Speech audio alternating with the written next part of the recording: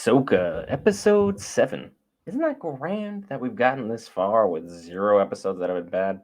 It's like Dave Filoni was kind of cut out to make Star Wars shows. I wonder who would have figured that out. Not Disney.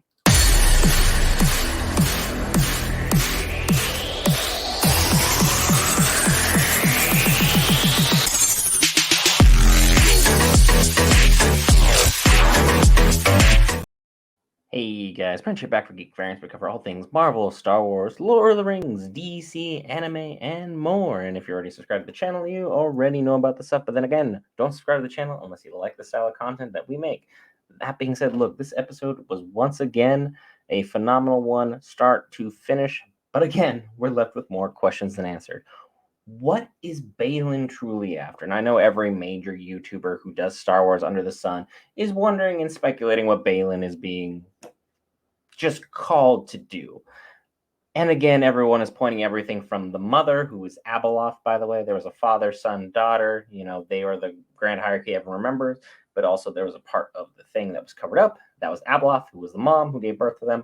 She is nigh powerful, like to the point you could superpower everything from Luke you've ever seen in your entire life on film, quantify it to the absolute umpteenth level, give him Palpatine and give him Vader, put those three against him, and Abeloth would still win. She is just that person. So is Baylin being called by her? Is Baylan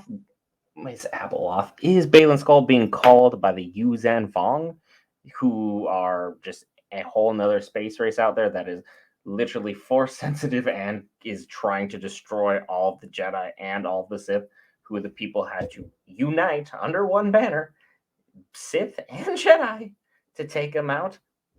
Yeah, there's a lot of stuff going on here. Baylin doesn't provide any answers whatsoever. He's continued to be vague, and God, I wish Ray Stevenson was alive to see the kind of love that Star Wars fans are giving him and his performance in this. I can't say enough good things he's delivered in full. But again, let's be honest here. Dave Filoni also managed to throw in more Space Wolves because that's exactly what he is. Skull and Hati, two wolves from Norse mythology. Now we have wolves running through the plains, and they eventually ended up encircling everyone, thinking that we had an ultimate finish here. But once again, the good guys prevail because, quote unquote, Thrawn has an even better plan. And as always, Grand Admiral Thrawn is about 6 steps ahead of everybody else. He only got thwarted by Ezra because Ezra had a Hail Mary called Space Whales.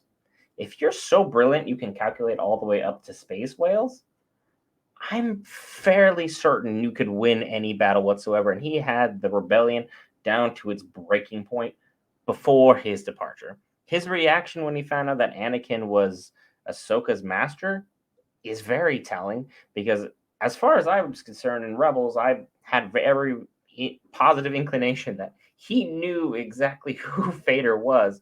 So for him to be kind of shocked that those two had some level of history, you think someone at some point would have mentioned it to him, be like, hey, yeah, I'm looking through the Jedi archives. This is this, this is that. This is who they worked for. This is what they're about. So we can kind of get their history. We can figure out who's tied to what, whose relationship with who was close.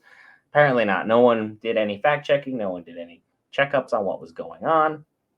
And they didn't give the guy who was the most brilliant strategist in all of Star Wars history any level of intelligence whatsoever, so he can make extra intelligent decisions with the new information that he has been given.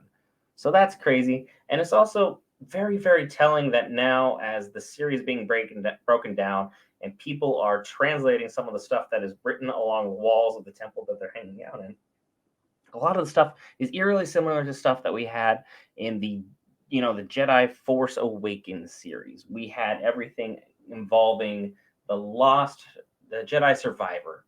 We had everything going on with Cal Kestis. Now it looks like he landed on a planet eerily similar to this one, if not the exact same, which would be insane to think about things because him and Marin ended up going into a whole nother galaxy to go do a lot of their exploration near the end of the game.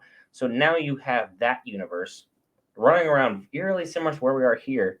It kind of makes you wonder, did Disney actually plan this out and we've all just been so impatient for so long that we never anticipated they could have had something this good up their sleeve? Oh wait, they could have been slowly turning over some of Kathleen Kennedy's power to the people who need it, aka Favreau and Filoni. Filoni is 1A. I'll take Favreau any day of the week over Kathleen Kennedy and what we've seen thus far.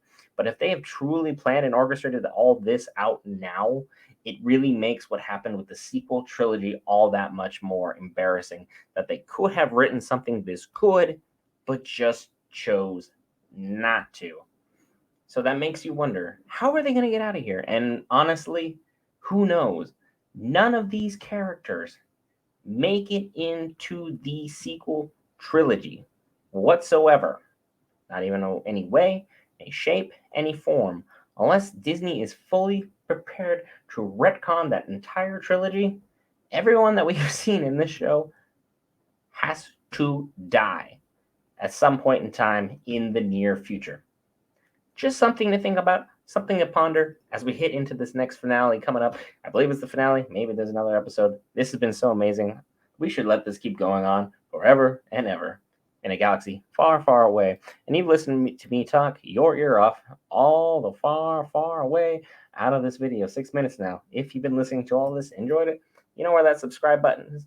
If not, I don't really have anything else for you. See you guys in the next one, which will be Fiona and Cake, which tomorrow's 2 episodes will be the finale. See you then.